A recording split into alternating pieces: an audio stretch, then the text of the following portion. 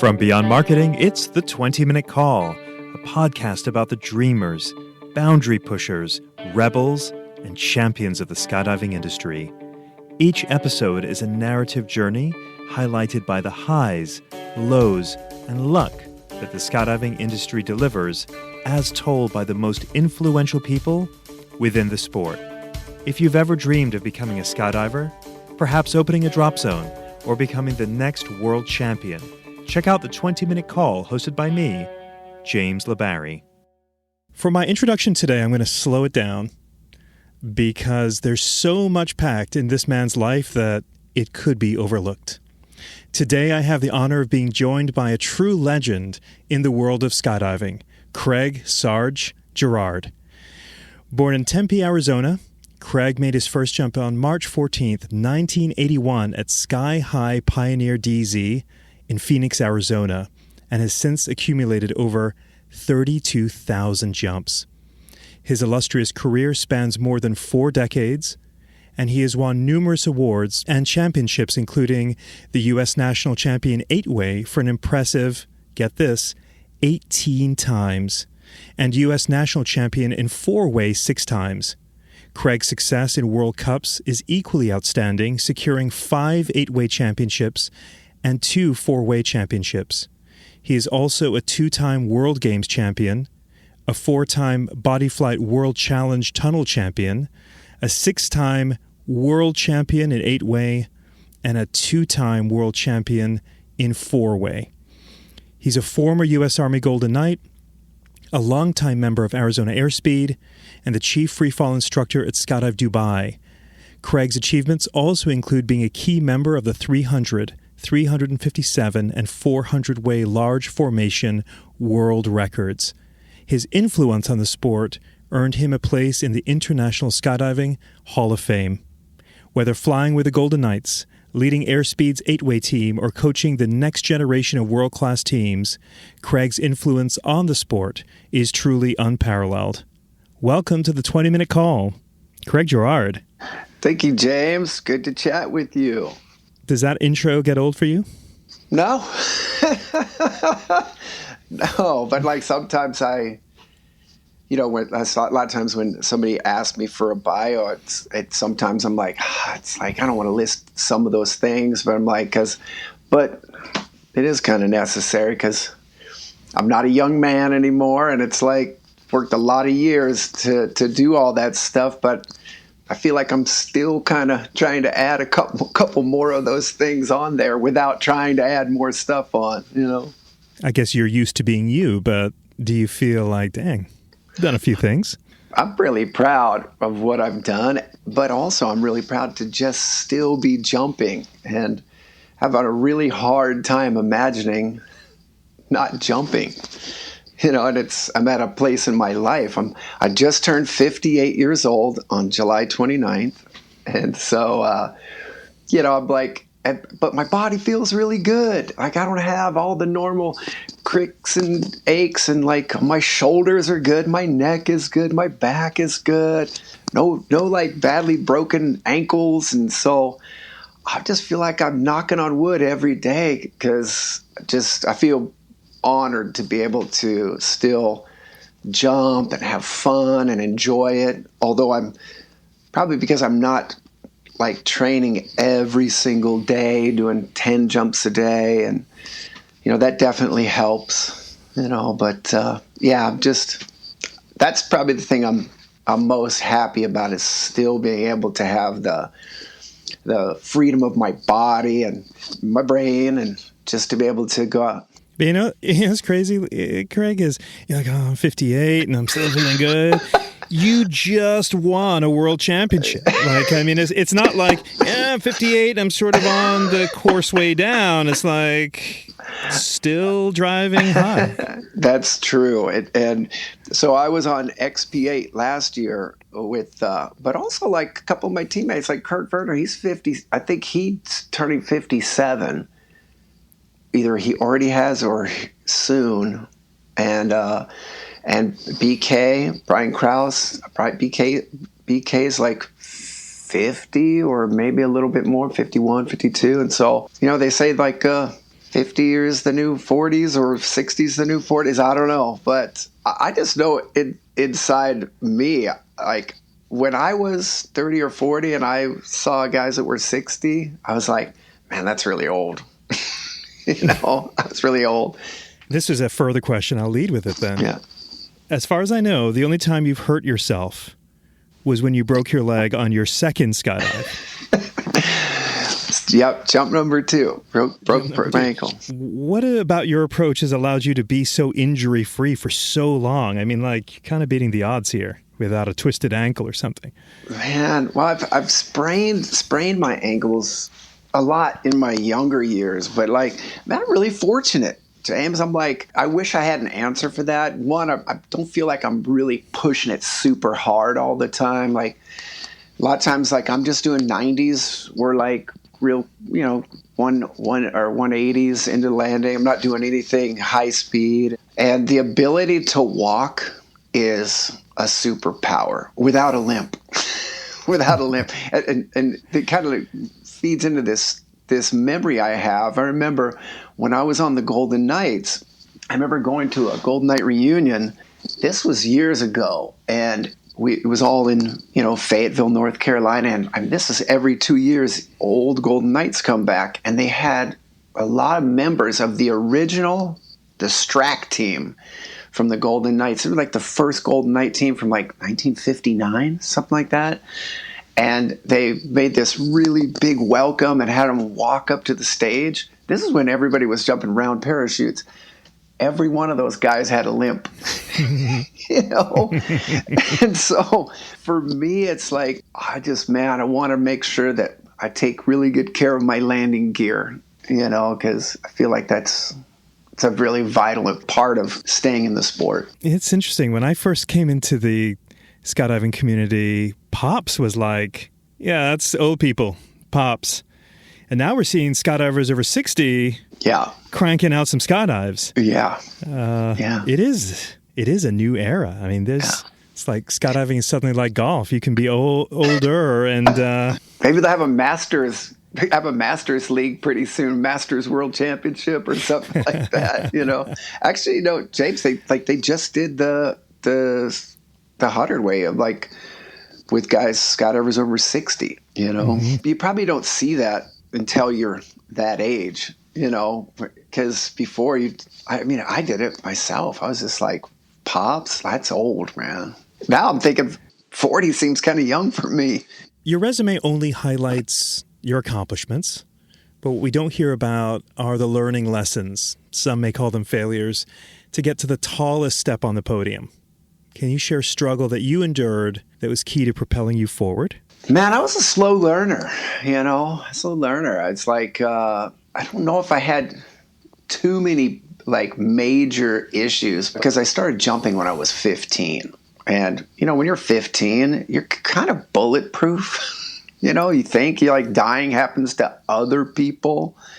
And I don't know if this goes into like the competitive side, but I don't know if I've told you this story, but I started jumping when I was 15 and like 7 months.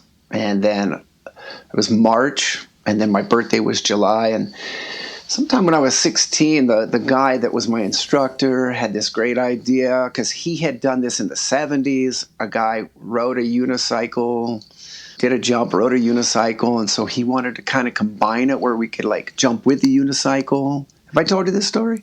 No. Wow. Okay. I thought, man, that's a great idea. So I started riding this unicycle every day. And I would my dad had an old car out in front of the house, and I would get on top of the car and ride it off the car to land on it. And just doing lots of repetitions riding this unicycle. And my dad was jumping with me. Now I look back on it, I probably had 200 jumps. It's like 150. Thinking about it now, it's just sounds so stupid, that I made 3 jumps with a unicycle. So on the third jump, I had this brilliant idea because I was originally I was jumping with a parafoil. It was a 252 square foot parafoil. And like I was going to try to like shoot accuracy, which I had no idea how to do. I was just going to, because it landed softer, and I would land and cut it away and ride the unicycle away. And so we were going to try to do it for a show called That's Incredible. It was a show in the 80s. It was big on TV, and I just couldn't like land it without forward movement. So I couldn't stay on the unicycle. So we had this genius idea to land it with like a big para-commander, like it's a round parachute that comes straight down. And I was light. I was like, I don't know, probably 135 pounds. I got out of the plane on the unicycle, 5,000 feet, and I had a ripcord and I had a horse, like I had a pilot chute went under the unicycle, and it just wasn't good. And so I ended up pulling the reserve really low. And so for the first time in my life, I figured out that dying could happen to me. And it's like, before that, I thought dying happened to other people. I'm like, I'm not doing anything dangerous. I think that's kind of stayed with me for a long time. Even though I've done a lot of things that like people would think, like a lot of base jumping and things like that. But, I think there's one part of your brain that kind of keeps you from just doing something reckless, like super reckless. But as far as mistakes, man, James, I made so many. I think they're mistakes that you learn from, not something that like they're going to stay with you forever. It's like, I think anytime you do any kind of a team event, it's all like a place to learn more and to get better. And you see that amongst your teammates. And I think the Golden Knights really did a really good job with that with me. Like I was really young when I got on the Golden Knights, and they're not so concerned, like military's not so concerned about hurting your feelings. If you're doing something, they're on you. And I think some of those mistakes I made and being in the military I think it was a great environment to kind of keep you on the right track. In all your years of competition, is there anyone that, and it didn't have to be necessarily even in your discipline, but is there anyone you would have liked to have competed with or against that you didn't? Wow, all my heroes, like when I first started jumping, before I got in the Army, were like Mirror Image and the four-way Golden Knights. And when I got on the Golden Knights, one of the guys who won the world meet in 1981 was Andy Gerber. He was my team leader when I got on the Golden Knights. And then Bob Finn was his teammate on the floor, and he was my when I went to Golden Knight tryouts, he was the cadre. He was like part of the instructors that chose you. And so those two guys, like I actually got a chance to jump with Andy and win a world championship with Andy. But there's a lot of guys like BJ Worth and like Mike Michigan. There's like a lot of the guys from Mirror Image, guys from Visions, Coors team. Those are guys that like I really idolized, growing up, and never even considered myself to be in that circle. Been competing since 1988 was like the first year I was on the Golden Knights competing with them. I've had a really amazing opportunity to meet a lot of those guys, and I've had chance to like jump with them on various events, like big ways we've had, or like the world record, like the 400 way, 357 way. And so all those guys, they're inspiring. They're inspiring because I just remember just wanting to be like them and to do what they're doing. And I'm still really good friends with a lot of them. As far as somebody, current, man, I don't know. Like there's a lot of guys that I'm still really good friends with. And probably the only reason why I couldn't is because we're on different teams. Like to just be on a team with a lot of the Golden Knight guys. And I was like with Matt Davidson and Brian Krause. We were teammates last year on XP, but there's a lot of guys in other disciplines that I'd like to be teammates with. Like Roop Nelson. I really dig Roop Nelson. Man, he's an amazing guy, man, and an amazing skydiver. But like we've never had a chance to be on the exact same team. But we're really good friends, and Rick Nelson probably be one of those guys that comes to mind right now. Yeah. A quick break here to address the Drop Zone owners listening to the pod. If you're a DZO, then you know the insanity of taking your passion and making it your business. Why'd you do that? Running a DZ is hard. Between the stressors of liability, 30-day payment terms on fuel after 4 weeks of miserable weather, and angry staff who are convinced they've been skipped in the rotation, you need a tool that helps reduce your stress. Enter Burble Software. Conceived by a DZO who's been in the trenches just like you, Burble is the most sophisticated manifest and booking software on the planet. Your life as a DZO is hard enough, so don't be that DZO who tries to save a few bucks using software that wasn't built for us. Burble, the must-have drop zone management software for the 182DZ to the multi-turbine monster. Burble. Craig, you said you were kind of a slow learner, but your accomplishments are off the charts. But, a lot of top competitors, say, let's take Tiger Woods. Killer instinct. Yeah. Do you have a killer instinct? I like winning, but I like competing more. And I know a lot of people, I don't know how they imagine me, but it's like I really enjoy the whole process of training, but I really enjoy the process of competing, because I remember reading a quote and it's really clung to me. It's like learning to love the fight more than the win. I'm an 8-time world champion. Out of all of those are just the ones that I won. There's a bunch that I got silvers, or some other medal. My 2 favorite medals were both silver, and they were the best competition I ever had. Like in the 8-way with the Russians in 2003, we went to round 10, tied up, went to round 11, tied up. And at that time, the rules were whoever had the highest scoring round out of all of those, that's who got the decision. And so we finished 11 rounds, had the exact same score, and we got a silver medal.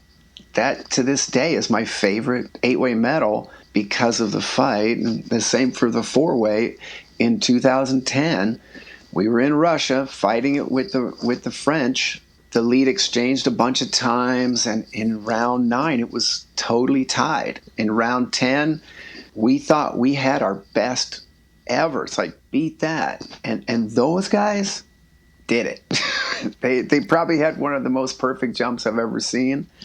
And it was really easy to just go shake their hand and celebrate with them and enjoy that, because that's what I like the most. When it's super tight the whole time and you're still good friends with your competitors, like there's never like a, like trying to scare them. Like I watch a lot of UFC and I see a lot of those guys when they're during their interview before the fight, they're like, I'm going to kill you. I'm going to murder you. It's like, man, that just I don't see myself like that. But also, it's not like you're going over to their house, having dinner with them in the middle of the competition.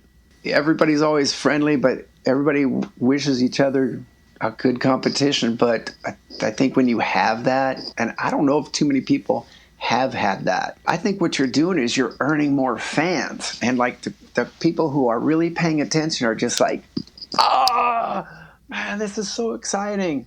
And there's been a lot of those competitions where it's like the lead is so big that it's like after round 4 or 5, they're probably already like, okay, let's go watch something else with a fight in it. And I'm kind of like that with all sporting events, whether it's like we were just kind of watching the women's soccer, yesterday. My wife and I, Eliana, a lot of times I don't really care what the sport is. I just want to see a good battle. It's exciting. I watched that match too. I'm always impressed. What impresses me the most is how athletes respond to loss. Yeah. not necessarily how, like, it's easy to be a good winner, but to be a great loser. And I see this in tennis a lot. I think it was Djokovic in Wimbledon finals losing and still having, like, he lost Wimbledon in the final this year and being such a class act. And, I look at that and I go, man, the admiration I have for people in the face of defeat. My question, Craig, is, and you're a great champion, the most decorated champion, but you're the best sportsman. Thank you. Where does that come from? I don't, James, I wish I could say one thing that did it, but I think it's also winning and losing and then re-winning. And so, there's a little bit of a cycle in there, because I remember after I won my first world championship, I just didn't want to lose. I was nervous, man. It wasn't super enjoyable for me. I was like, even though we won this world championship, when I got done, I was just like, whoa, gosh, thank God that's over. And then after doing more and more competitions, I realized that you will never have many opportunities to feel like this and to be excited about it and to enjoy it. And just having some opportunities to win something big, lose something big, and re-win it again. And I don't think that's a required cycle that everybody has to go through, but if you're going to win a world championship and then walk away, that's no problem. But sometimes when you win something and you're the guy that everybody wants to beat, I think everybody, to really be a complete sportsman, you have to stay there. Not to say that you're going to let somebody, but that's what people keep pushing. And it's hard to stay there at the top. And when somebody does, they're using you as a measure. And when it gets close, you can feel it. And then the time that somebody does beat you, you got to remember how that felt. And to be a good example of a human being and a sportsman, how you react to somebody or a group of people who just used you as an example and then beat you, which it is competition. And a lot of people, they say, well, I don't compete unless I can win. Well, that's called an award ceremony. That's not a championship. If you know you're going to win, that's not competition. There has to be some element of risk in there. And the people who do beat you or are better than you on that day, it completes how they feel the way you act. And James, that's a really, really big question. It's like I don't think people can just plan of, if I'm going to lose, this is how I'm going to act.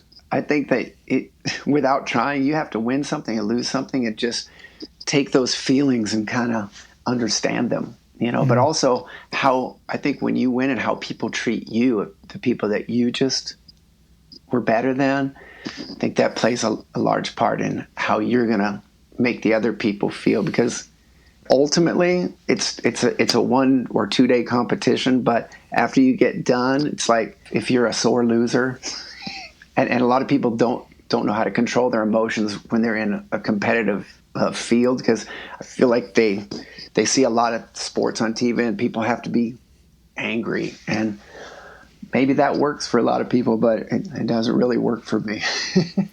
Have you ever felt, though, not everyone is a sportsman?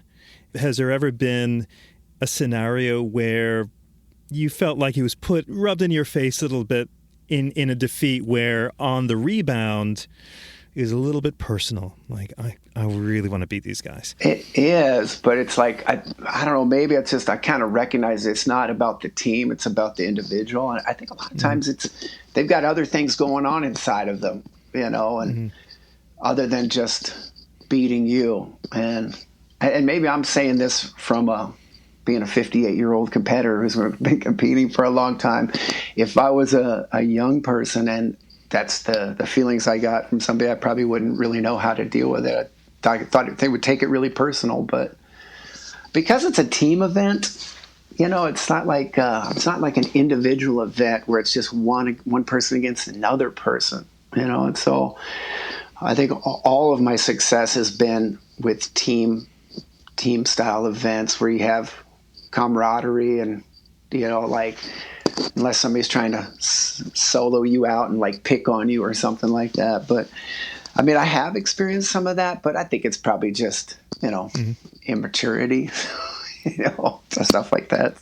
Let's talk about mental toughness, because you can be the most talented skydiver in the world, but if you can't hold it together, right? It's one thing like with you and, the storied venture of Dan BC, we got to topple the French.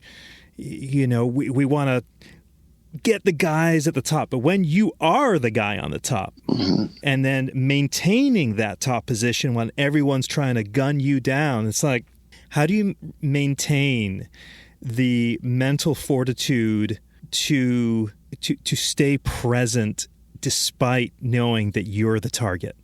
Yeah, that's a great question, James.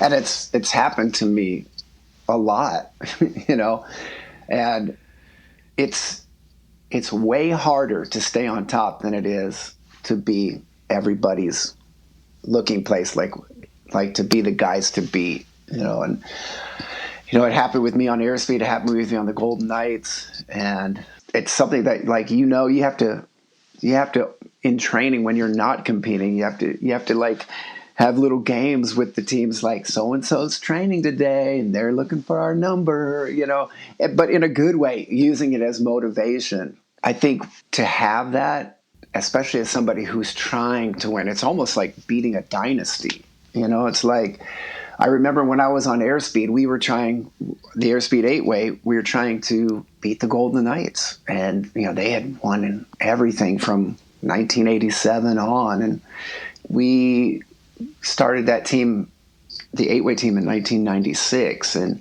we lost to the Golden Knights at the Nationals by like 2 or 3 points, and we had pushed the average over a 20-point average. Like, we did things that had never been done and pushed the Golden Knights. And then those guys won the Nationals, went to the World Meet, and they won the World Championships in 1999, but had set a couple of world records and did some amazing stuff. And then we kind of had to regroup, and we're like, I remember we all were assigned a book, and it was by Pat Riley. It was called The Winner Within, and it was about the Lakers beating the Celtics and like beating a dynasty. And even though it wasn't the exact same thing, it had a lot of that same kind of how you see yourself winning and is it possible, and mostly just to have a common vocabulary amongst our entire team. So we all had a required reading, so we all read it, and we had a lot of discussions of quotes and stuff like that and what came out of it. And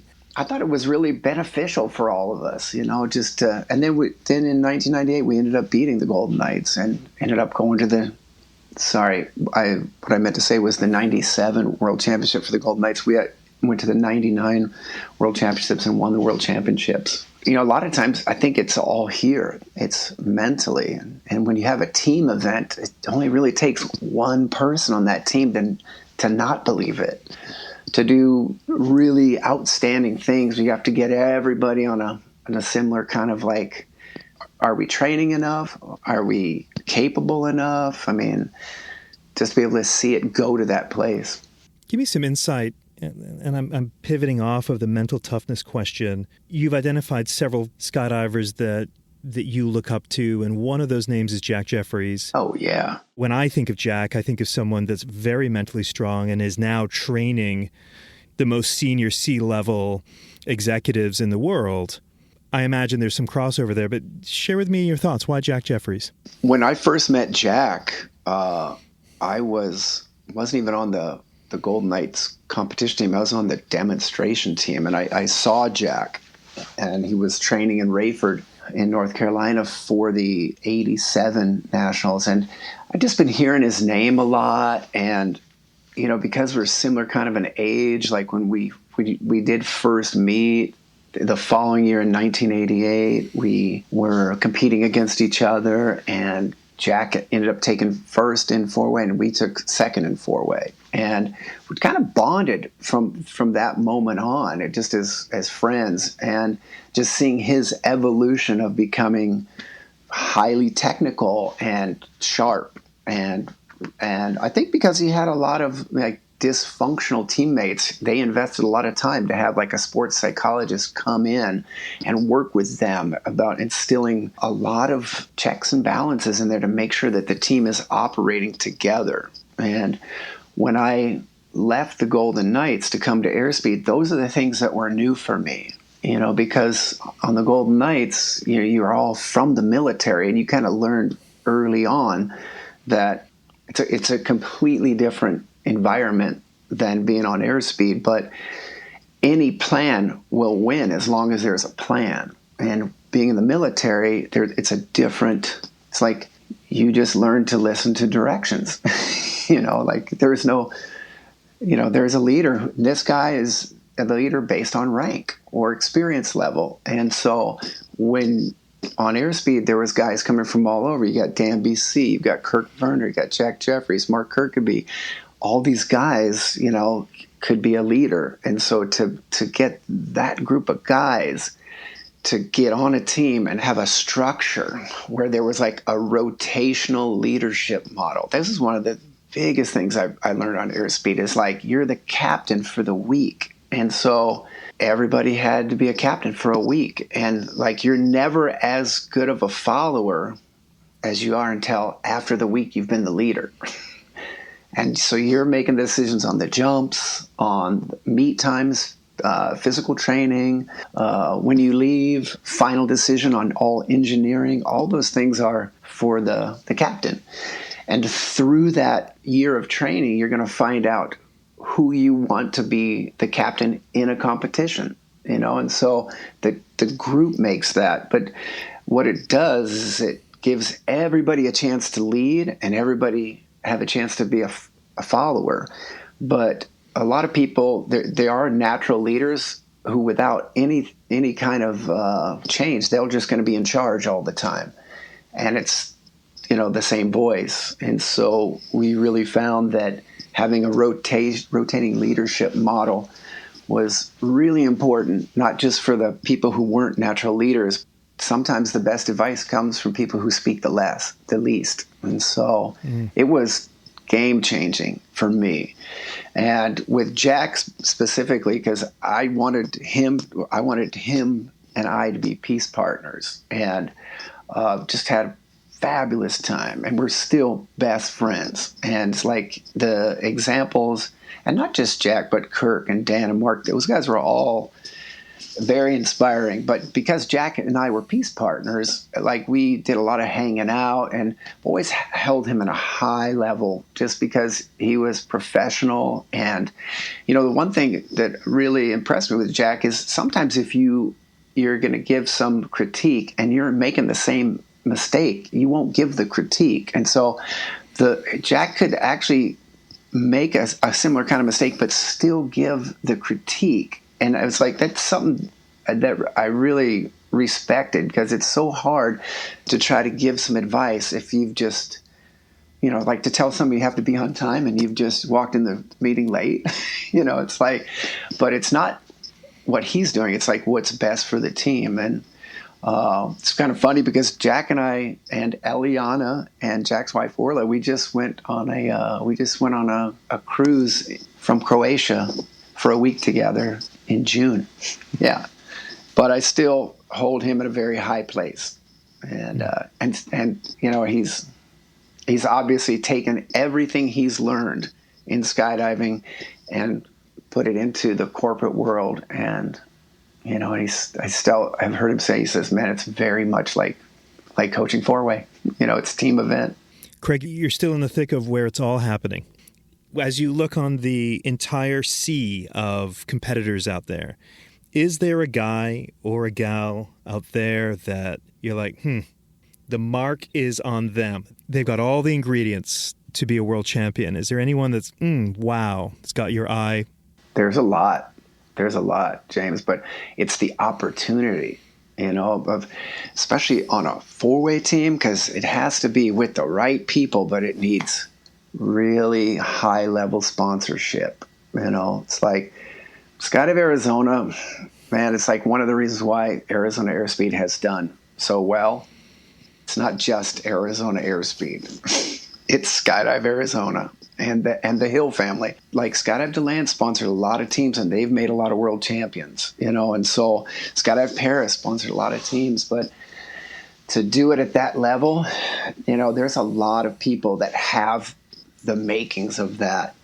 But to have that kind of environment, but not just Skydive Arizona, but like with sponsorship, with manufacturers, with everything, just to keep things moving and the support. And it's a big deal. Like right now with competitive skydiving, especially with the 8-way, it's been Russia, France, and the US for so many years. And Russia obviously can't compete right now because of, the Ukrainian war, and France is having a tough time too. I think they're trying to put together an 8-way team, but like Qatar has an 8-way team. There's a lot of people that fit that mold, but there's not so many teams that can make that opportunity happen. It's amazing how much needs to come together. It's like, it's a business. It's 100% a business. And it's once you do have that opportunity, which is like golden, then to not have a dysfunctional team. Doesn't happen by magic. Man, it is every day, like checks and balances, like having goal setting, having a pass the rock, having debrief captainship, resetting goals, and then start the next week. It didn't like just come in, just work Monday through Friday. And I think any successful team, whether it's a relationship, friendship, or a work, like if you have an office team, but like a skydiving team, it's taught me so much that everything's a team, everything, and it needs a lot of communication, and it's like, and it has to be like you have to have a plan. It's like, this is what we're going to do on Monday. This is what we're going to do on Wednesday. This is what we're going to do on Friday, and this is our. When I was on Airspeed, we typed them out. This is our preparation plan for walking. This is our creeping plan. This is our debrief plan. This is our debrief plan in competition, on goal setting plan, debriefing goals, and it's all written out. And so then we all had like had a contract. It was called Contract for Working Together, and it was like basically what it said was, if there's ever a point that the team feels like you're just going through the motions, anybody can be asked to step away.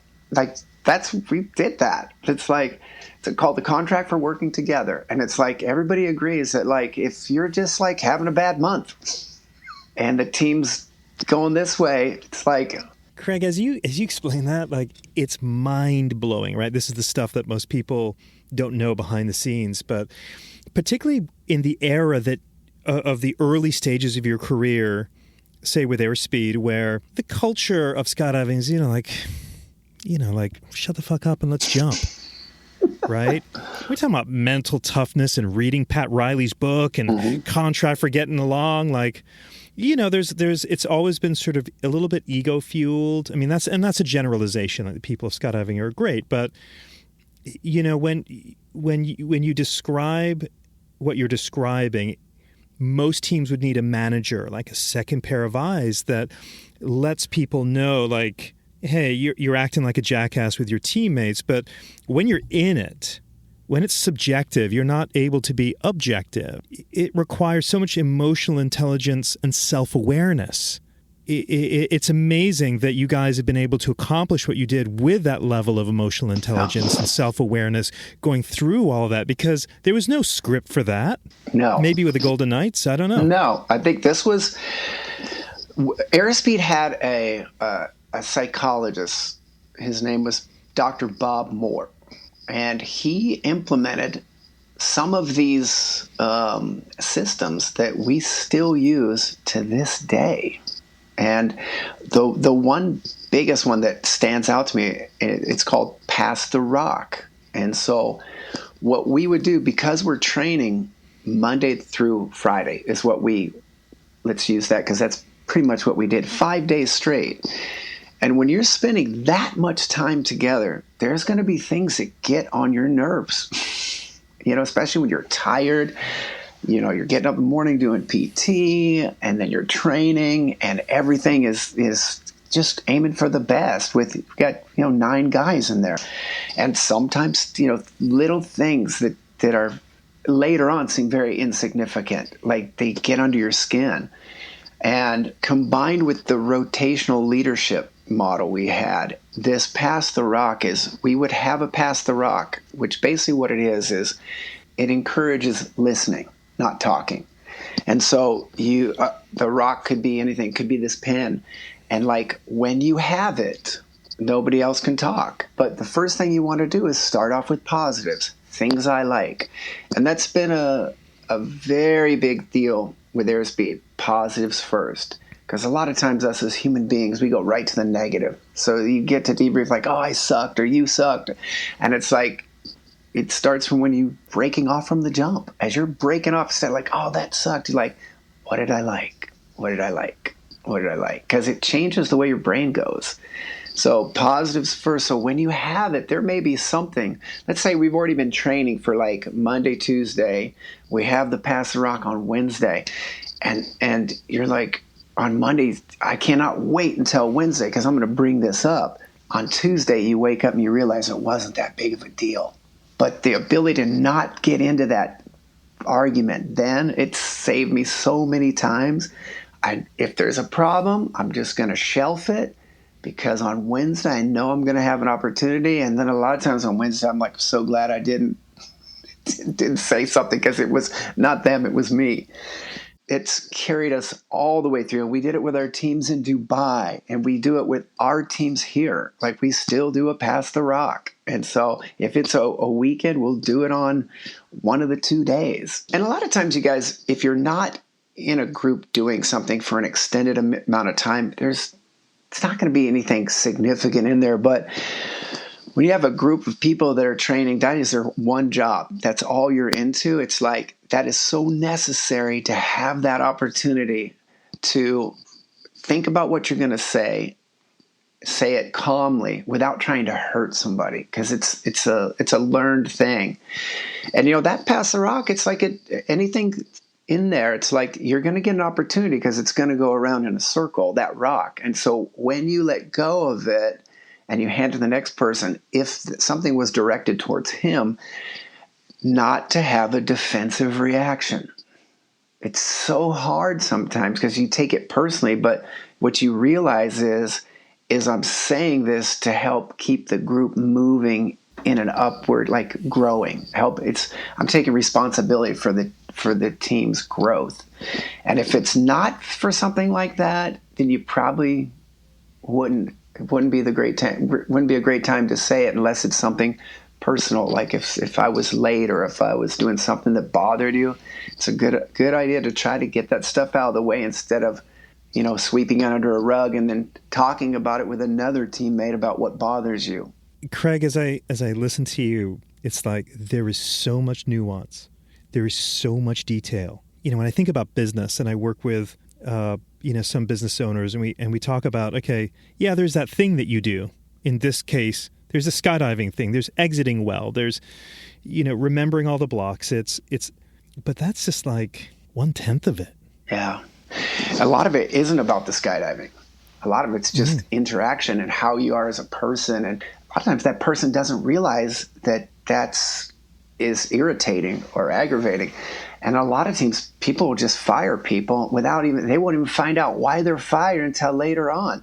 Having that Pass the Rock every week, in the beginning, it seems like there's big things, but you end up learning that nobody's trying to hurt you. Somebody's going to be honest with you so you can fix it, or even if it's one person that it bothers that one person. But like the thing about Pass the Rock is it's about listening, because immediately you hear it, you want to defend yourself, but it's a learned skill to not be defensive. And I have to always remind myself of that, because like sometimes it's not 100% of what they're saying. Sometimes you just understand they're trying to get something across, and maybe they don't even really know how to vocalize it, but there's an intention in there that they're trying to get across. And it's like to not get your feelings hurt, but just to hear them and acknowledge it. And then you don't have the thing about the Pass Rock, you don't have to have another discussion about it. And because there's nobody allowed in a Pass Rock unless you're a teammate. So anything talked into there, it just stays in Pass Rock. And when you walk out, everything's okay because you're going to have another one next week. And then you could be like, man, I really like your improvement on that. That was awesome. Team dynamics is such a huge thing, and it's clear that your systematic approach has worked, because if I were to ask you to name every teammate that you've jumped with through 40 years and still maintain that level of excellence, like that's not by accident, clearly. No.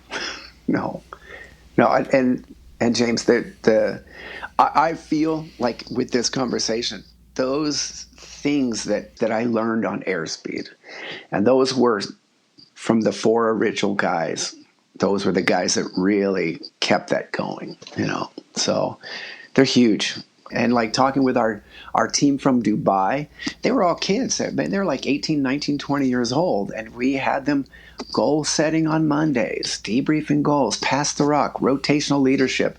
They didn't realize it. Like Eliana and I were just in Dubai this last year. Like we were there in May, and we were meeting up with a bunch of those guys, and they were like, man, you guys, we had no idea what you guys taught us, because like they have other jobs, and this was their first kind of real job while they're going to school, because they were getting paid to be on the national 4-way and 8-way team in Dubai, and then they're going back and working with people that haven't had any of that kind of structure. They're just like, wow, man, it's like I had no idea until now. I feel like this conversation has been a masterclass for anyone wanting to get into any kind of team. Yes. It is. That was so insightful. Let's pivot to story time, Craig. Okay. When you guys went to Dubai, you were gone for 6 years, and I'm not going to lie, I, as someone that has followed you for a long time, has had admiration for you and Ileana. When you guys left, I was kind of sad, because you were out of our focus. You guys were on winning teams. We got to see you at nationals every year, and then you went away. And from the outside looking in, it was like, wow, God, look what is happening in Dubai. I mean, the resources. And I think to myself, God, what pinch me moments did Craig and Ileana have over there between the resources that you saw, the people that you got to meet, sort of the, like, oh my God, this is so over the top. Yes. Right. And to me, I'll be honest with you, I was a little bit skeptical, because I was like, man, all that glitters is not gold. And man, there's a lot of glitter. I'm not asking for the bad. I'm just sort of asking for, tell me the pinch me moments that I don't know about. That was like, oh my God, whether it be the people that you met or the resources that you have. There's a lot of pinch me moments in Dubai. But first, I will say this, James, that we didn't know what we were getting into. Like Omar Al-Hejlan called us and asked us if we would like to come there. We said, what would we be doing? He said, basically, we just want you guys to be yourselves, but do it here. I was like, that is the best job description I've ever had. And so I was like, and at that time we had just done the 2010 World Meet, and I know Eliana with the time, she was like, I had to talk her into doing 2010 because she was like, wow, man, it's a lot. And I was like, oh, let's do it again. And so, as I said before, this was one of our favorite 4-way competitions. So, and I had just turned 45 at that competition. And I was like, you know what, whatever it is, we're going to do something together. And then Omar called us about this opportunity, and it was just the right timing. And so we thought, maybe we'll go, maybe it'll last 3 months.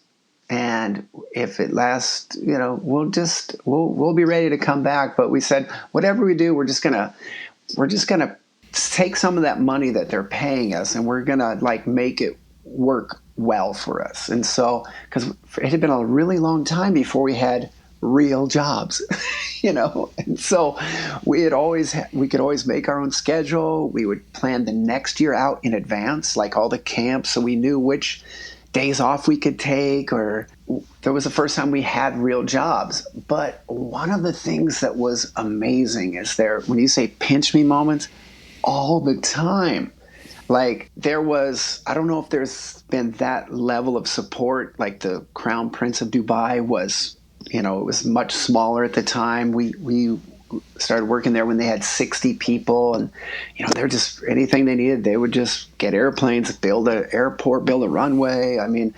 But everything would go through Skydive Dubai. Like anything new, it would be at Skydive Dubai, and they're like, this person's here doing this. Do you want to try it? Like it could be anything, like any kind of carnival ride or something exciting. And there was, I can't even list them, but it was so exciting.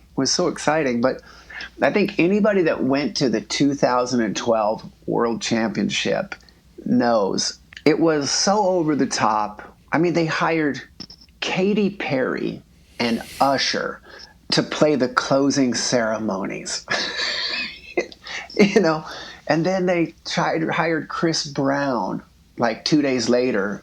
They told everybody it was the highest attended World Championship. I think it was like 15 or 1,600 competitors. And they said, we've got Chris Brown now playing after Usher and Katy Perry, and we'd like you guys to all attend. And if you can't change your tickets, we'll buy you new tickets.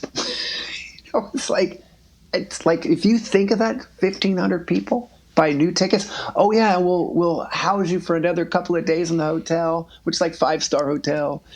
It doesn't happen anywhere else. I just feel like I'm going to be bragging if I say anything else. It's like so many things like that, because it's just like, and it started to become normal, and it's not normal. And we didn't know how long it would last. We really loved our time there, loved it. But more importantly, we really liked our guys, loved them. Like our Emirati team, like we got them very young, like maybe one or two of them were jumpers, but we taught them to fly, like we were their first instructors.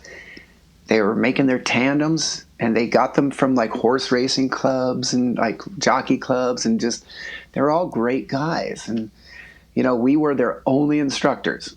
And so we had a wind tunnel, like a private wind tunnel there that we could just take them to. And, they all flew exactly like Eliana and I. And Eliana and I have a very similar flying style, because we've been peace partners and worked together for a very, very long time.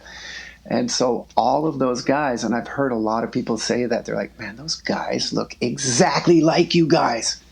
And so we really enjoyed our time with them, and they actually did really well. And we had like, over that time, like 6 years that we were there, I think we ended up having like 15 different teammates on that team. But that was our job. We basically went from being the competitors to teaching them. But although there was a lot of times that we were competing with them, it was amazing.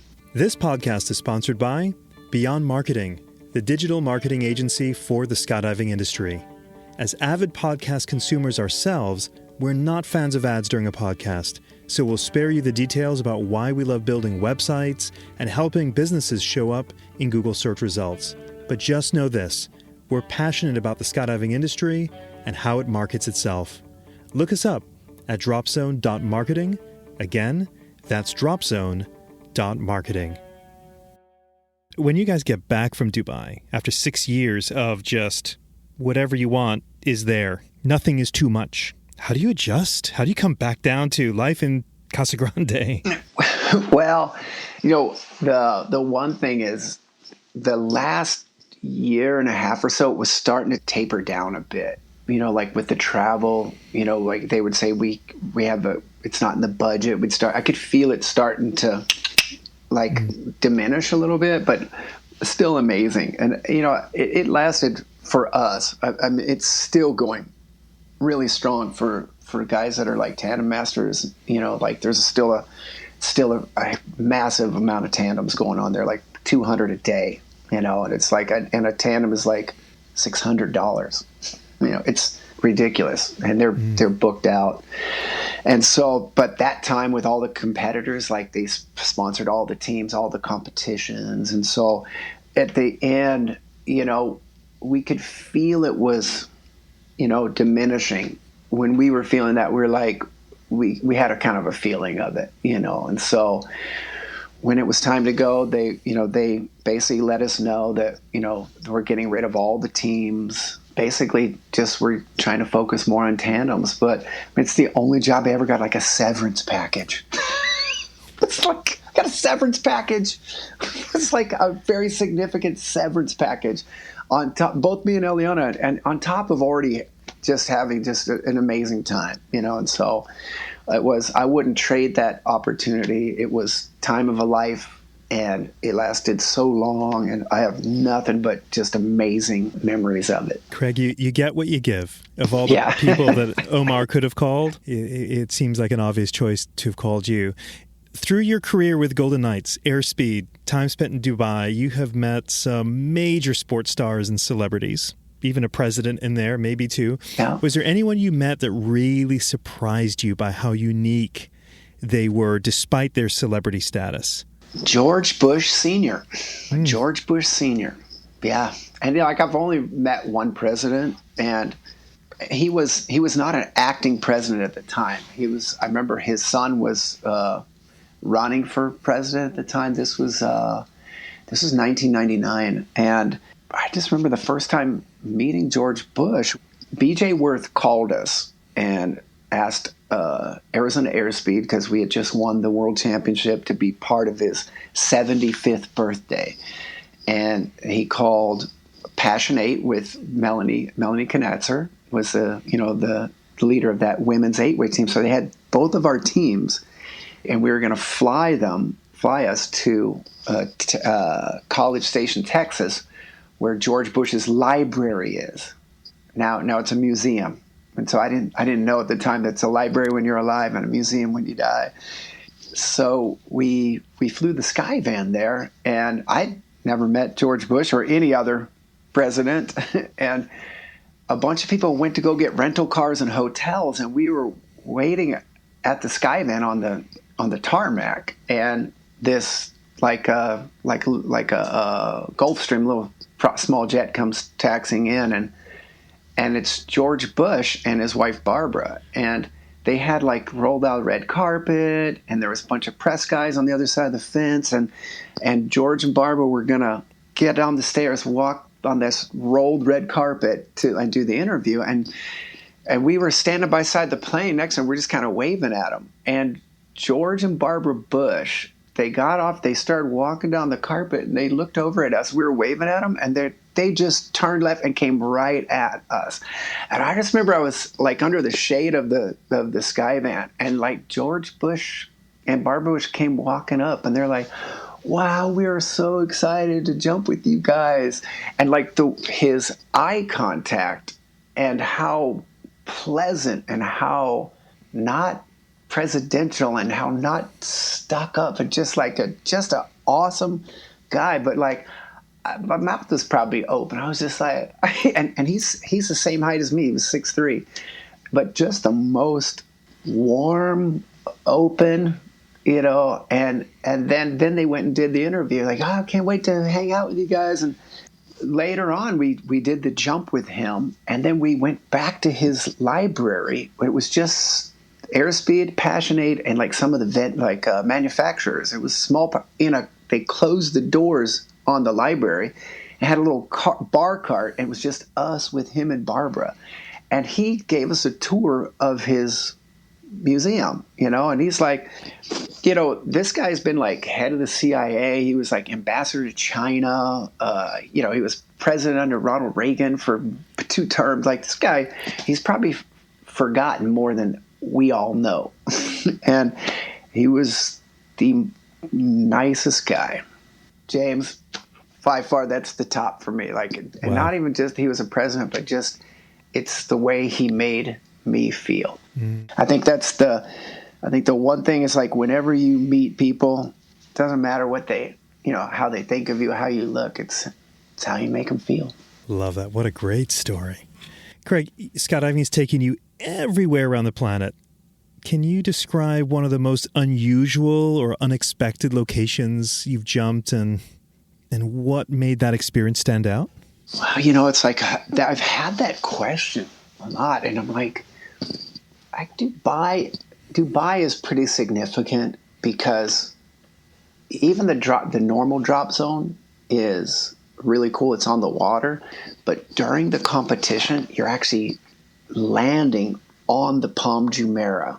When I was on the Golden Knights, we did a bunch of training in Bermuda. It's okay. I've jumped over the water. It's not just that. It's just, and I think if you ask anybody that has done a competition in Dubai, I think you're going to find a lot of similar responses. Because like from altitude, that Palm Jumeirah, it's like maybe 5 miles tall, like top to bottom, and probably 3 or 4 miles wide. But there's a strand of sand that goes around the outside that's probably a couple hundred, maybe 300 meters across, but it's massive. And so you're landing on that. But when you break off from a jump and you're tracking out, you're just like, the visuals are unbelievable. They're just like, what? This is so cool. And then you land. This is amazing. And it's like, and then you're landing, and then you get picked up by the most massive speedboat. And you get in the speedboat, and they take you back to the drop zone in this. I mean, it's a crazy fast, awesome speedboat. I know that people want to hear something bigger and better, but not just Skydive Dubai. Competition landing on the Palm Jumeirah, like up by the Atlantis Hotel. There's Atlantis Hotels up by the top. It's just kind of just to the side where you land, but I never got tired of that. I could just do that all the time. I remember watching the 2012 World Meet, and I remember, Regan was there and, interviewing everyone. I remember him interviewing you guys, and the energy. Mm-hmm. Part of it was you almost hoped that energy would never end with Dubai because it was so exciting. Even if you weren't part of it, it was so exciting to watch it and so excited for skydiving to be getting the love that, one would wish it would always get. They did so many things for the spectators, not just for the competitors. And most skydiving events are for the competitors. James, you remember this. They would give away 20 iPhones and iPads every day. And not like when you came in, they would stop the competition. They'd have a jet show. They'd have a aerobatic show, a paramotor show, a motorcycle show in between as fillers, because they would get so many people as spectators, just to come watch the show. And everybody would get one of those tickets, for iPad and iPhone every single day. And people were just holding on those tickets. They're like, okay, it's time to give out iPads and iPhones. And maybe they gave out more. It was a crazy amount of high-end stuff to be given. This is the top of the line iPad, top of the line iPhone, iPad. And people out there getting their winning an iPad, an iPhone every day. I have the biggest grin listening to that because, gosh, it was like Fantasyland watching that. It was, oh man, what a time. What a time. It was, and everything was right there. The swoop pond is right in the middle of the land. They have all the crowd was right in the swoop pond. It's and then they had all the skydivers landing on the Palm Jumeirah where you could see them land, and then it just was a really cool place. And then they had the accuracy landing, I don't know if because they had so many competitions, I kind of get them confused because a long time they had everything going on at the Palm.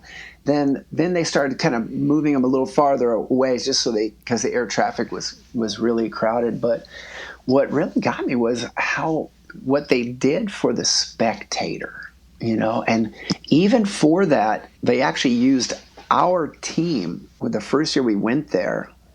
I actually went there 2 years in a row, 2009 and 2010.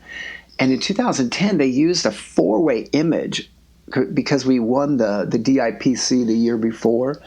And we got to the airport, and our photo of us doing four-way was on every taxi cab, like the whole city. Every taxi cab in there had that logo on it. And it was, I've never been part of anything, but they really advertise it just to get not more skydivers, more spectators. And they had like a Jumbotron. Remember that screen? That big old Jumbotron, and they had like Reagan, like, who's amazing, dude. He could keep things going, and they would bring like personalities in there. Like I remember a lot of people would come in. Like, remember Felix Baumgartner had just like broke out. They brought him in there, and I mean, there's a lot of people like that for the competition, But like, just all the entertainment, just for the spectators. It's a way to do it for sure. Hard to replicate. Amazing. I'm going to talk about something that isn't as fun, but it's a reality, right? Like, I'm about to turn 46. The way I view my time or my mortality is different now than when I was 26. I think about, getting up there, there's a lot I want to do. You're just coming off another world championship. Yeah. But you led in this conversation earlier, like, I'm 58. Yeah. Right? Like, how are you dealing with aging, right? I mean, like, apparently we're going to have to start slowing down, though you are not. But do you think about that? I do. And also, like, I realize that I don't want to jump every single day. I want to jump every single day. And I feel like 10 days a month sounds perfect for me. 10 days a month to do something you really love. Because so many years I did it almost every day. And then, because we didn't make any money for a long time on Airspeed, so we'd have to do jobs to work. So we would train full time, and then all of our off time would be working to help pay the bills. I have no idea. What work did you do? I have no idea. Well, coaching, organizing, okay, gotcha. Organizing, tunnel flying, all those three things. Okay, so you weren't working at Denny's? No. And even like, I was a helicopter mechanic in the Army, but when I was on the Golden Knights, I didn't have to do that. But so it's been a very long time. So how are you filling your time away from the drop zone? What are you into? So Eliana and we just completed the Camino de Santiago. We hiked 500 miles across northern Spain. We actually went and did a 16-way tunnel camp in Abu Dhabi in that 32-foot tunnel.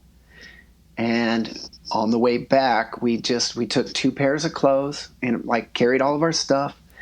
And we had basically 2 months, let's say, to hike 500 miles.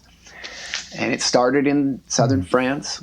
We hiked all the way to Santiago. This time we got an invitation, which I mentioned before, about sailing with Jack. So we ended up missing 60 miles of it. Okay.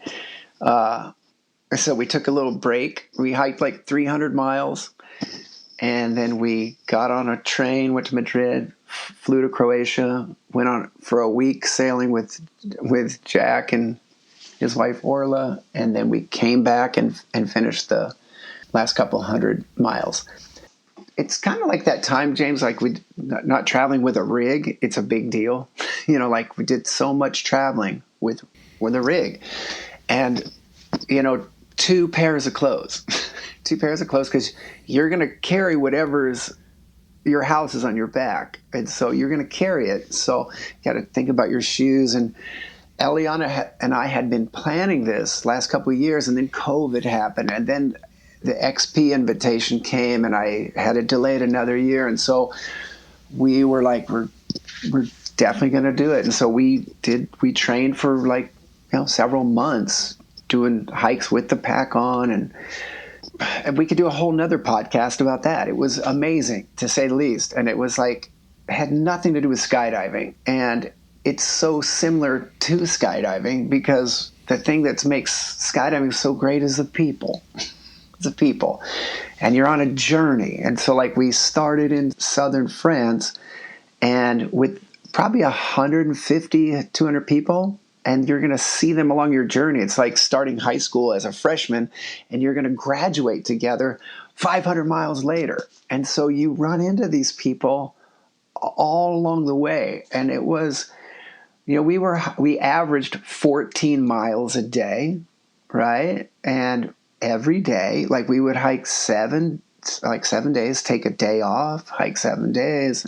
But we did have that week off to go sailing, which was amazing. And so, but it was so awesome to do that with Eliana. And we had brought headphones, and we just had an iPhone. We didn't bring any computers, just an iPhone. I think we'd have to, listen to something because, it's like a long time. And we never put our headphones in, not one time, not even one time. We're just cruising and just having a great time, listening to nature and just meeting a lot of friends. And the physical part of it wasn't so bad. It was just something you just get used to. And it was a goal, like a long range goal. And so for us, we really enjoyed that, and more than I can ever explain right now. It's like just not just the physical parts, just like just doing something really amazing together, and we want to go do more stuff. Not exactly the same, but things like that. And so that's our search right now. But we still want to stay in skydiving, but like 10 days a month. I'm just throwing that. It could be 15, whatever, but like just as a place and I think that helps keep everything fresh. Had you not joined the Army and become the most decorated formation skydiver in history, what do you think you would have done? I wanted to be a helicopter pilot. Pilot. And so when I was in the Army, I was jumping, but the Golden Knights were like an astronaut. Like I just didn't think it was possible for like normal people to get on the Golden Knights. I was like, I had like a couple of 100, 250 jumps when I joined the Army, when I left for the Army. And so they had no high school to flight school at the time. So I joined to be a helicopter mechanic. And my recruiter had told me that you can, apply for flight school once you're in. And so I applied for flight school and the Golden Knights at the same time after I met some ex-Golden Knights who told me, you should apply for the Golden Knights. And so I put both of those applications in at the same time. I had to take a FAST test, which is like a flight aptitude skills test. And it took a while to get that package together for like the Class 1 flight physical. And then the Golden Knights, there was an essay you had to write, which they used to choose. And so I put both of those in at the same time. And I said, whatever one comes back, if any of them come back, probably do that. So, and then skydiving, just no going backwards. So if we're on a road trip together and the car breaks down, you are still mechanically inclined to open the hood and fix our car. I just put 3 new motor mounts on this car. I have 2 cars here. I have a 2004 Mazda 3. It's got 250,000 miles on it. And then I have a Mazda Miata. It's got 180,000. Those are my 2 cars. And then I got my brother's car that's a 96 Mercury Sable. They're all 3 are working. My dad was an automotive mechanic and had a shop at our house. But I had a lot of time with a lot of dirty fingernails growing up, working in the shop. And so I wanted to work on turbine aircraft where there's no like petroleum products. It's all synthetic oils and stuff like that. So when you work on turbine engines or jet aircraft, if you see oil spill or something, it's not like black petroleum, it's all synthetic. And so so I am a mechanic. Wow, I had no idea. You mentioned Miata. You told me a story last year about when you trained Michael Schumacher, and there's a picture of you and Michael Schumacher in a Mazda Miata. Is that the same one? I still have it. But listen, what's even a cooler story is it's pretty cool, but they're equally as cool. I'm sure a lot of people are familiar with Mary Ellen Weber. She's a skydiver now she lives in Paris, but she was on the space shuttle several times. She's an astronaut. And so we were really good friends, and she actually won the Airspeed experience. And so she was doing the Airspeed experience, and I'd always wanted a Mazda Miata, but then I had my first child, and that kind of went, no Miata. And so I'd always been on the lookout for a kind of a used one to work on it. And so I was telling her that story, and so she's like, I have the most cherry Mazda Miata, because she just bought a BMW Z4, and at the time they looked they have a similar kind of lines to it. She goes, I will sell you that Mazda Miata. And that was in 2007. So she sold that to me, and at friend prices. She's awesome. And so she sold that to me, and I still have it. So that's 15 years I've had it. It was her first car. And kind of a funny side story, I was in Paris last year, and I drove the Miata there.